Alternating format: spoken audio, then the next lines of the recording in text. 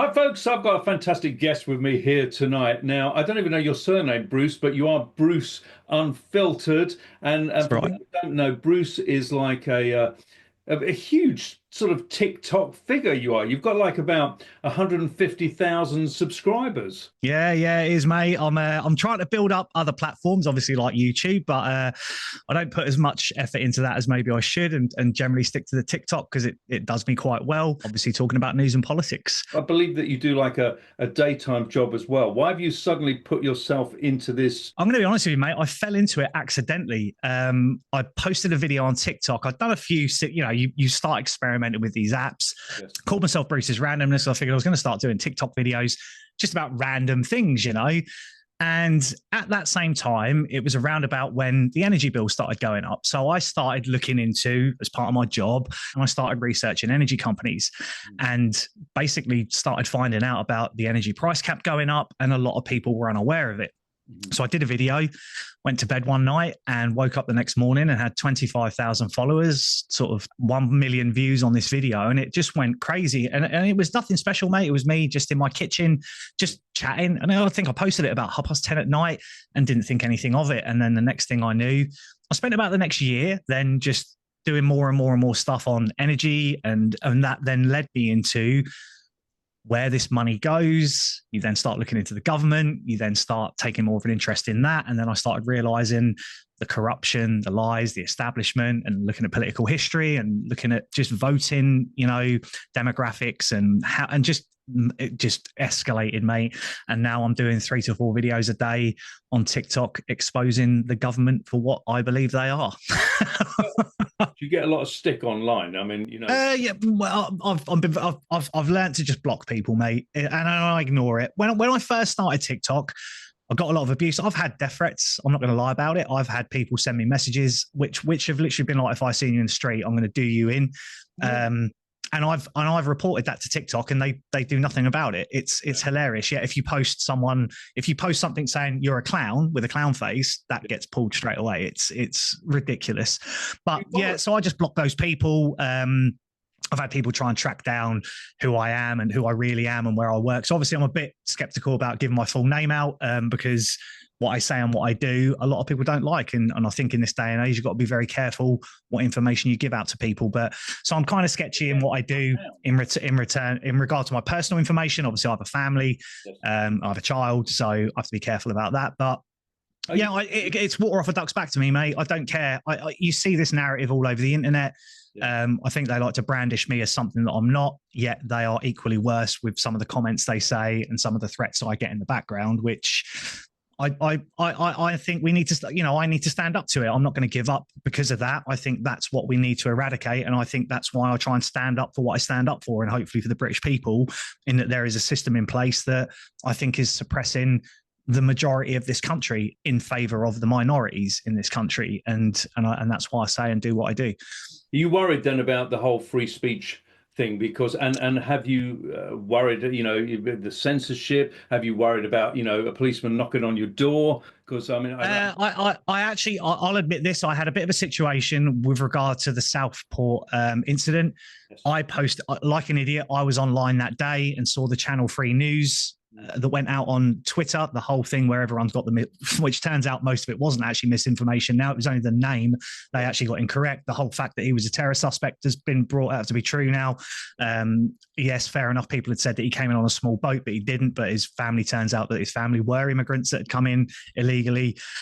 So I posted a video, it got nearly 1 million views, but I pulled the video myself. I realized that the information I put out wasn't correct. It's probably the only time I'd ever done it in a 2-year period, put out actual untrue information and pulled that video straight away. Problem is I pulled it, I archived it, I didn't delete it, and they then banned me. They banned my account for it.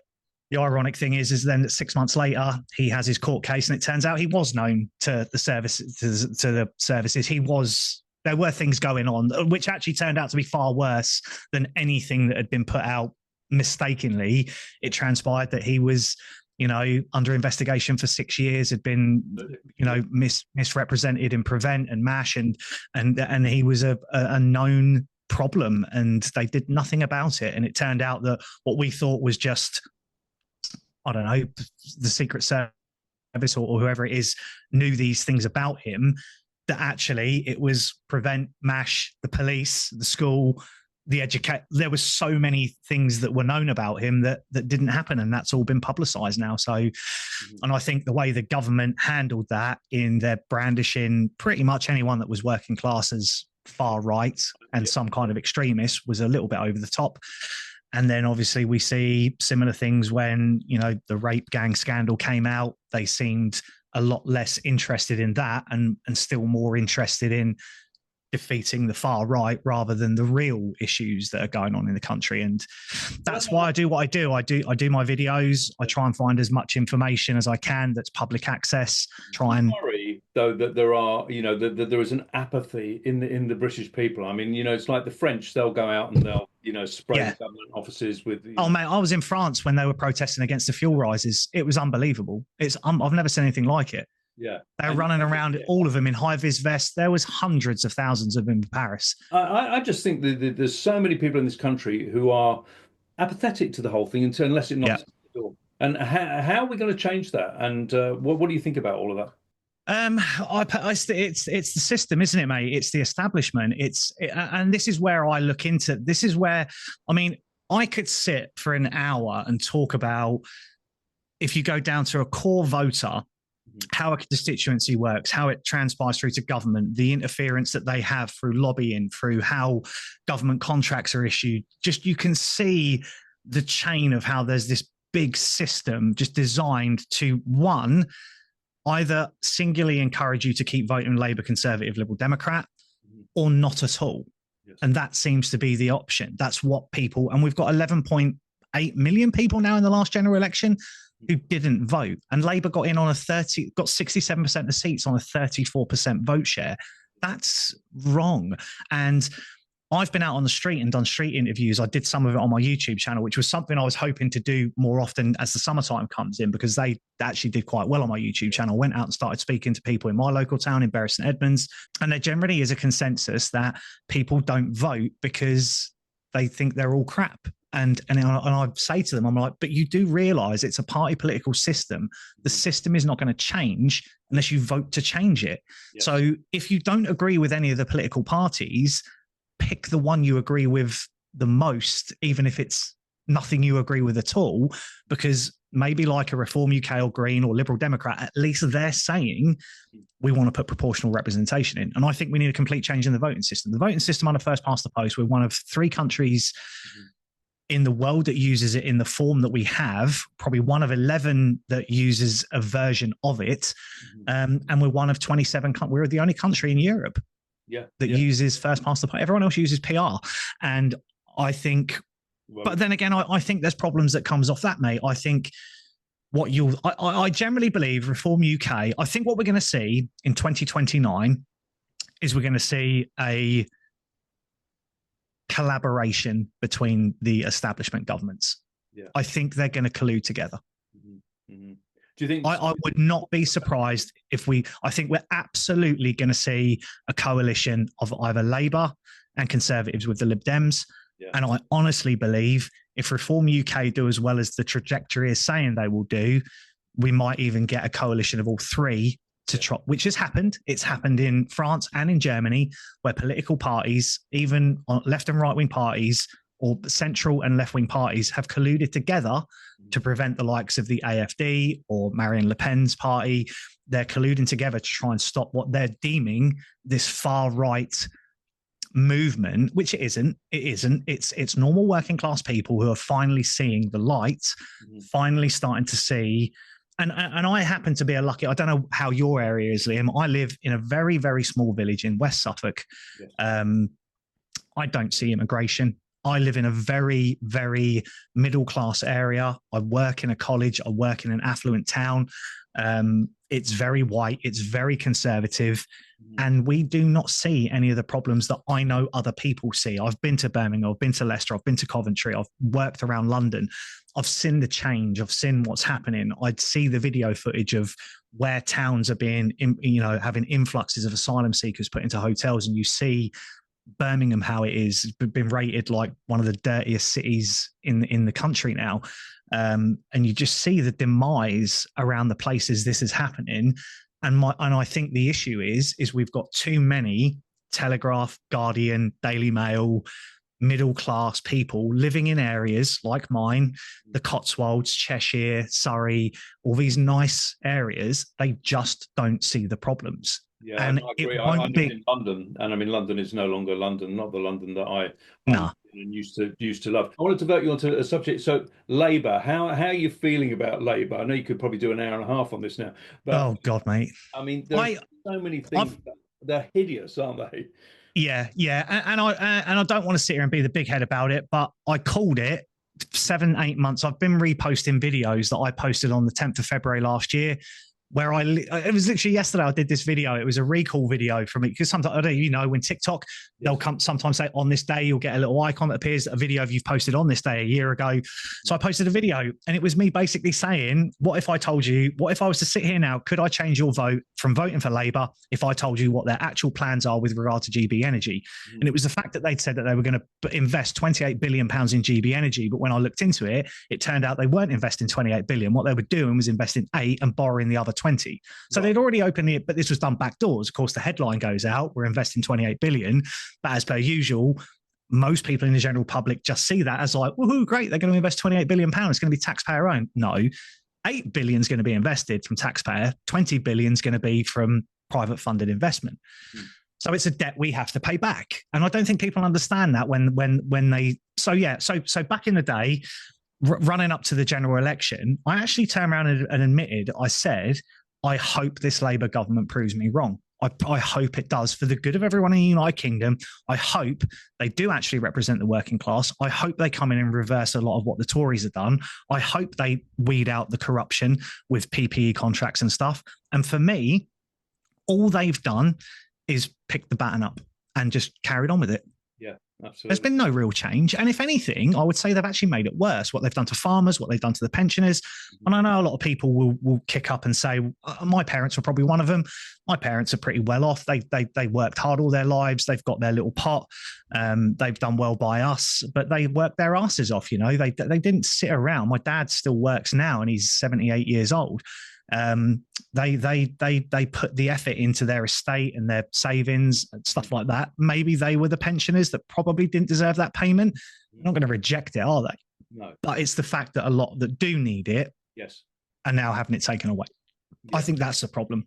And I think there's something like 2 million, 3 million pensioners, maybe not quite that many. I think it was around 2 million who have had it taken away, who are sitting on the cusp. They're the ones who are getting the £12,000 a year state pension. That 200 or 300 quid was really helping them, and it's been withdrawn from them, and it's put them below. And they are literally, and I don't think people really understand. I think the words have been taken away now, where people are saying heating or eating. There are literally people in this country. 14.1 million people in this country in poverty, 4.1 million children in poverty. Yet we've got a government siphoning money out left, right, and centre and telling us, 11.6 billion for foreign climate funding. Yet we haven't got money to pay our pensioners and our kids. And it's a joke, mate. Yeah, I think. And what are you thinking about Rachel Reeves's budget? I mean, it just compounded the whole thing. It's shocking, mate. Yeah. It's utterly shocking. I just don't understand how they could do what they did. And it's just, I think for me, it's the lies. It's because I said when they made that manifesto statement, we will not raise income tax, we will not raise VAT, and we will not raise national insurance. The first thing I said is get ready for council tax to go up, get ready for every tax you can possibly imagine to go up. On the council tax, we're seeing, this year alone, we're seeing council tax in some places go up 15 to 25%. Water rates are going up 6 or 7%. Electric bills are going up 4 to 6%. We're seeing subscriptions for Netflix, TV license, everything, mate, everything. And then they'll turn around and they come out and say, yeah, we're going to put everyone on £12.21 an hour now instead of 11. And it's like, yeah, great. You've just pushed a load of people who are on 20-hour a week part-time into the £12,500 tax bracket. Yeah, absolutely. And people don't see that. No, do you think that, there's so much indoctrination. I haven't had a TV license now for 2 or 3 years. Would you advocate for the BBC not to get the TV license anymore? 100%. On Netflix now, aren't they? And tell us about that. Well, yeah, the last I heard is that, yeah, they're now basically, it's always been the case that if you stream Netflix or Disney Plus or Amazon Prime, you weren't subject to the TV license. And now there's been talk that to keep subsidizing the BBC, because they've had something like, I think it's 1 million people cancelled their subscription in the last year. They've gone down from something like 12.5 million to 11.3 million people, and it's going down constantly. And now to subsidize that, they're saying that they're going to start forcing people that have Netflix and stuff to pay the TV license, which, funny enough, is also going up as well. That's going up from 169.50 to like 174.50. But I mean, it's a government propaganda machine, isn't it? At the end of the day, I think the BBC over the last 5 years have been exposed for what they are. They've had no end of problems with, editorial, stuff they did on Israel and Gaza. They broke their own editorial rules in loads of publications they put out about that. They were found doing that. I think people have had enough. I don't think the quality of the programming is particularly good. If you look at what's available on Netflix for $9.99 a month, why would you pay for the BBC? There's far better documentaries and far better that you can watch at will on Netflix. You can just have it accessible to you. Yes, I know they have the iPlayer and stuff, and yes, you can probably download things, but I just don't understand it. I don't understand. It's a tax at the end of the day. It's just glorified as a license. It's a TV tax. Yeah, no, I agree. I think people.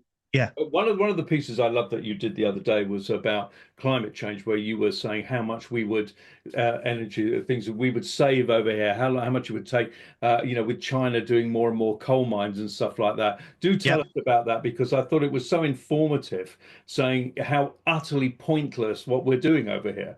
Yeah, well, I mean, going back to the statistics in that, if it's going to cost us, and this is National Grid estimates, it's going to cost us, because I think people don't look at the grander scale of what net zero actually is. Yeah. This isn't just a case of let's throw up a few solar farms and a few wind turbines. We have to redevelop our entire infrastructure. We need the battery storage to store this stuff. The National Grid estimate is going to cost 1 trillion by 2035 just to upgrade the cables and power, the cabling, just to transfer the electricity. Because we're shutting down all our coal and stuff and getting us down from the 0.8% we produce down to zero, in that same time, China will have increased theirs. I can't remember the exact number. I think it's 500 million tons of CO2 more. I think our annual output is 114. Don't quote me on this, but it's around about 140 million tons, which we want to get down to zero. China's is currently 3 times or 4 times what ours is, looking to increase. Yes. And I think it was the calculation that we would, the offset of us doing what we do in China's increase to 2060, when they say is going to be their net zero, it will take us 3,400 years, I think the quote was, to offset their carbon output in what we do. So we're talking 36 generations of our grandchildren will be. It's a joke, mate. And I think the other thing people don't understand is I did a bit on Labour not too long ago where they put and this is what they do. This is what the government are very good at. They're all good at this. They put a massive slogan out on X, huge red letters. Labour secures 67 billion investment in net zero projects. And I'm like, brilliant. The first thing I took from that is that's a 67 billion pound debt to the taxpayer. But it isn't a 67 billion pound debt. It's a debt that we have to pay back, plus the interest they will charge on it, plus the profits that the company will take out that we will be paying for in our electric costs. And those companies, by that time, Labour are gone. They're not going to, the contracts that they do are going to be done and dusted. And Labour have done this in the past. I could talk for hours about how they sold out the NHS, how much of the NHS is privatised, how this, and I just think people, I don't understand how in modern society, people can't understand that a company investing in a country are going to get the most amount of money back out of it they possibly can. They're not doing it for free. They're not doing it for fun. Bruce, what hope is there for us? I mean, I know people go out and do marches, but the government aren't listening to anybody marching. No. Is Britain doomed? I mean, a lot of people are leaving the country now. They don't want to live here anymore. Is there a way back? I absolutely think so. And I think I'll sit here now. Obviously, I advocate for Reform UK because for me, they're the only option we have. They're the only thing we have. Is that, can anyone see another political party on the horizon that's not UKIP, that's something new, there's nothing new and fresh, unless you want to vote for the Workers' Party, which is basically the worst of Jeremy Corbyn. Yeah. I couldn't imagine them in power. The Greens, for me, I've looked at the Greens. They have some pretty good policy, but I think their net zero is 10 times worse than Labour's. They would destroy our economy within 5 years. Their environmental policy would just, I don't understand how they could have a functioning economy off the back of it. Yeah. And then what have you got in the Liberal Democrats? They've been the puppets. They're a 300-year-old government who've gone under 3 iterations. They've, in the last 100 years, backed Labour in the 1940s in a coalition, and they backed the Tories in 2010. So it's quite obvious to see that Labour and Tory are running the show, and the Lib Dems are just there propping them up. And Ed Davey at the minute seems to be swaying a little bit more towards Starmer, which is why I think they will form a coalition in 2029 to try and stop reform. And I think if they get desperate, they'll call the Conservatives into that as well. We've got 5 minutes to go. Will Keir Starmer last? Or will he get? Absolutely not. I don't see him. I honestly don't see him seeing this year out. Really? I don't see him seeing a year out, because I think there's enough. I think that what I'm hoping, the only way this works, Liam, is, and this is where people don't understand politics, and why I get so frustrated with voters. They put these people in. We have one day, one single day. That the 4th of July was the one day the general public had a chance to do something about this, put reform in a load of seats, put other people in, just break down this Labour Tory. Yeah. And what did we get, mate? A 400-seat Labour Party and a shadow government of the Conservatives. We still put the same 2 parties in power. It's ridiculous. And unless people can start lobbying their MPs, the only way we change this government ever is if we get a vote of no confidence. And the only way that vote of no confidence happens is if 75 Labour MPs turn on their own party. Yeah. That's the only way we get them out. And it needs to be 75. And then what you need is every single Reform, every single Lib Dem, every single Green and every single Conservative to align with those MPs, and they all trigger a vote of no confidence in the government. It's happened 3 or 4 times in the last 100 years, twice with Labour, 3 times in the last 100 years, twice with Labour, once with the Conservatives, a vote of no confidence. So only 3 times in the last 100 years, but it's doable. It can happen. And I think what we're starting to see is a lot of Labour MPs are getting a little bit fed up with I think there's a lot of them there ready to do something. It's when they pull the trigger. It's how long is it going to be before genuine Labour voters realise that political party doesn't represent them either? No, it doesn't. When the left start to realise, actually, I'm a little bit short in my pocket and things aren't great. I've got less money coming in. Why is that? Until I think there are a lot of people that shout online, mate. I'm one of them, obviously, on the right, but there are a lot of people on the left that make a lot of noise, maybe way more noise than me. And I think they give the impression that there are a lot of people on the side of this government. But I think the general election proves there's not. They got the seats they got off the lowest vote count in in the last 100 years, but I think it was actually political history. 9.6 million people put them into power. I think that's the lowest vote ever in history to put a government into power. And they got the most seats ever recorded off that low vote share. Bruce, have you thought of standing yourself? I did. I actually put my name down to stand in July. David Ball was the representative in my area. He was the one that Reform chose. Yeah. I've put my name down with Reform UK as a councillor. They haven't got back to me yet, or they're not going to. I don't know. I've said that I would represent them here in West Suffolk, where I am. But obviously that I think's out the window now anyway, because Labour have ended all the elections, Norfolk and Suffolk being 2 of the places that they did it. So it's interesting that they haven't taken you, because this is the thing. I have often thought that, I wouldn't mind standing for reform, but there's no way with my background, with the people that I know. And it seems to me that you've got to be so squeaky clean. You can't have done anything on social media. You must have no presence anywhere. You must be a virgin. You must have, do you know what I mean? You've got to be whiter than white.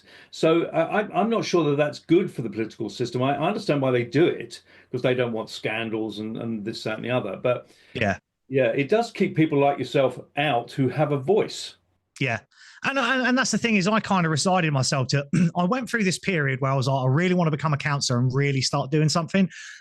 But then it tipped, and I kind of sat there and thought, well, if they don't want me, fine. I don't care. You know, it's a kind of an elite position, isn't it? And if there's someone better there that can do a job or has more contacts and can win that seat and definitely win that seat, I'd much prefer to see a guaranteed change rather than just me getting it, because it's not going to stop me doing what I do. I'm going to carry on doing what I do. And I've always maintained that if Reform UK got into government in 2029 and then went back on their policy, I would be the first person to call them out, because a lot of people criticize me and say, oh, all you ever do is criticize Labour. I've spent 2 years criticizing the Conservatives. They don't see those videos. No. My support for reform now is there because I believe in their policy. When I went through the policy, I read every single political party's policy, front to back cover, and Reform UK, by the tune of 80%, which I agreed with 80% of their policy, came staggeringly out ahead of Liberal Democrats. For me, was second.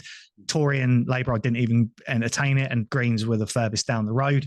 So it was, for me, it was a toss-up between Reform and Lib Dems, and Lib Dems, Reform edged it by about 10-15% of what I agreed with in their policy. And for me, there's no one else. No, we've got under a minute, so it could click off. Final thing, so where can people find you on YouTube?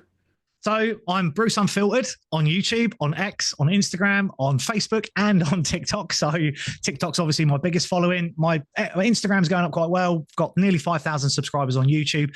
So if anyone wants to come and give me a follow over there, I'm going to try and start doing better videos on there and figuring out how to get YouTube to work for me. And then, I'll be doing some of my bigger videos on there. Yeah, if not, you are the TikTok king.